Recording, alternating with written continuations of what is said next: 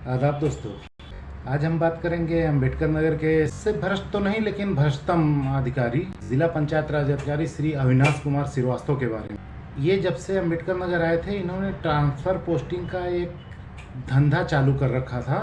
मतलब इनके डिपार्टमेंट में सेक्रेटरी और सफाई कर्मी आते हैं, तो ये ट्रांसफ़र पोस्टिंग लगाए थे। इन क्लस्टर व्यवस्था जब लागू हुई तो थोड़ा इनका धंधा ठंडा हो गया था, क्योंकि क्लस्टर बदलना इतना आसान नहीं होता। फिर धीरे धीरे इन्होंने क्लस्टर भी बदलना शुरू कर दिया। इसी में एक बार इन्होंने गलती कर दी। बसखारी ब्लॉक में एक हंसवर ग्राम पंचायत है, वो हंसवर क्लस्टर भी है, अपने आप में खुद क्लस्टर है वो। वहाँ के सेक्रेटरी थे शरद भारती। उनके खिलाफ कोई शिकायत भी नहीं थी, ना प्रधान ने शिकायत की थी, ना वीडियो के पास कोई ऐसी कंप्लेन आई थी, कुछ नहीं था। नियमानुसार ऐसा होता है कि जब प्रधान या कोई गांव वाले कोई शिकायत करते हैं ब्लॉक पे, तो ब्लॉक से उसका प्रस्ताव जाता है ज़िले पे डीपीआरओ के यहाँ। तो डीपीआरओ पत्रावली बना के डीएम से उसकी संतुति लेते हैं और ट्रांसफ़र हो जाता है। यहाँ शरद भारती वाले मैटर में कोई शिकायत किसी ने नहीं की थी, ना वीडियो ने कोई प्रस्ताव भेजा। डीपीआरओ साहब ने खुद पत्रावली बना के डीएम साहब से अनुमोदन करा लिया। अब डीएम साहब ने अनुमोदन कैसे कर दिया, इसमें डीपीआरओ साहब की एक चालाकी थी। जब कोई जेन्युइन ट्रांसफ़र होता है, जैसे कोई मातृत्व अवकाश पे कोई महिला जाने वाली होती है, तो पता है कि उसका तो हो ही जाना है, आसानी से हो जाना है।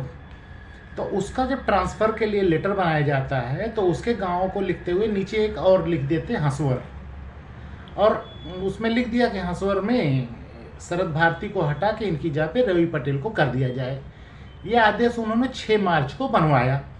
डीएम साहब ने अनुमोदन कर दिया, चलो ठीक हो गया मान लो।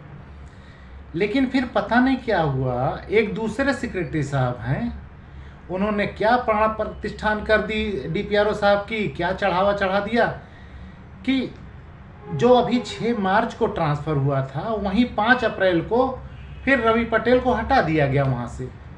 अभी 1 महीना भी पूरा नहीं रह पाए, रवि पटेल को हटा के अंकुर शर्मा को कर दिया गया।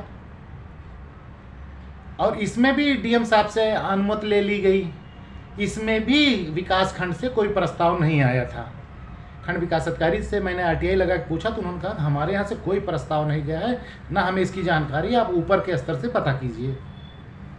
जब मैंने इस संबंध में शिकायत की जन सुनवाई पोर्टल पे, तो डीपीआरओ साहब उसमें शासनादेश का हवाला करते हैं। उस शासनादेश में दिया गया है कि सरकारी सेवकों के सेवा संबंधी एवं स्थानांतरण संबंधी शिकायतें पोर्टल पर नहीं की जाएंगी। मैंने उनको बहुत अच्छे से समझाया, ये शासनादेश सरकारी सेवकों के लिए है। कोई भी सरकारी सेवक अपनी सेवा या स्थानांतरण के संबंध में कोई भी शिकायत जन सुनवाई पोर्टल पर तब तक नहीं कर सकता जब तक उसने विभागीय कार्रवाई पूरी ना कर ली हो। यानी विभाग में जितने पटल होते हैं वहाँ उसमें आवेदन ना कर दिया हो, अपना प्रार्थना पत्र ना दिया हो।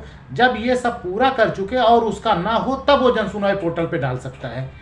आम आदमी के लिए ये शासनादेश नहीं था, लेकिन अब जनाब फर्जीवाड़े पकड़े गए थे तो क्या करें, उन्होंने डाल दिया। इसके आगे उन्होंने क्या किया, जब वो पकड़े जाने लगे और चारों तरफ से ये हुआ कि हाँ इसने 420 की है, 1 महीने में 2 बार कैसे हटाया, और ब्लॉक से कोई प्रस्ताव नहीं है, जिला अधिकारी का अनुमोदन इसने गोपनीय तरीके से लिया है। तो अपनी बचत में इन्होंने कह दिया कि वो सीडीओ साहब के आदमी थे, सीडीओ साहब के कहने से मैंने किया है और कोई बात नहीं थी, मेरा कोई उसमें लेना देना नहीं था। मैंने एक वीडियो में सीडीओ की तारीफ की थी, जब उसको पता चल जाता है ना तो लटका देता है। ये बात सीडीओ को पता चल गई कि डीपीआरओ ट्रांसफ़र करते हैं और पैसे लेते हैं, और उसके बाद वो मेरा नाम डाल रहे हैं लोगों को कि सीडीओ साहब का मामला, सीडीओ साहब का। तब से सीडीओ साहब ने रोक ही लगा दी, कोई ट्रांसफ़र नहीं, कोई इधर उधर हेर फेर नहीं।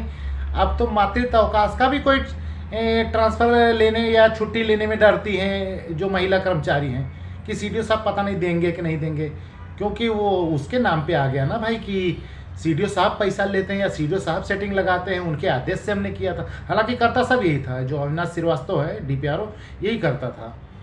और पता नहीं कैसे शासन ने इसका प्रमोशन भी अभी 15 दिन पहले कर दिया है, उसको इसके बारे में जानकारी नहीं थी या क्या है, लेकिन प्रमोशन हो गया। खैर अब ये डीपीआरओ हो गया, पहले ये डीपीआरओ था। तो अब इस प्रकरण में जब भी आगे कोई शिकायत की जाती थी तो वो शासनादेश लगाता था, लेकिन अब जाके बेचारा फंस गया। अब इसके पास शासनादेश या कोई और बहाना नहीं है, क्योंकि अनियमितता तो हो चुकी। एक बार इसके हस्ताक्षर से अनियमितता हो चुकी है, उसमें कोई हेर फेर नहीं कर सकते। अब इन्हें ये बताना पड़ेगा कि ग्राम पंचायत हंसुअर का जो क्लस्टर है उसको तुमने 1 महीने में 2 बार कैसे बदला। तुमने जब 6 मार्च को एक सेक्रेटरी को हटा के दूसरे को रख दिया था, तो 5 अप्रैल को उस दूसरे को हटा के तीसरे को कैसे रखा? ये कौन सा आधार बनाया? किसकी शिकायत थी? किसका अनुरोध था? किसी ने कुछ कहा था? इसका जवाब नहीं है इनके पास और इसमें ये जाएंगे। तो ये था आज का नया खुलासा जो डीपीआरओ के बारे में मुझे बताना था। आप लोग बताइए कमेंट में कैसा लगा।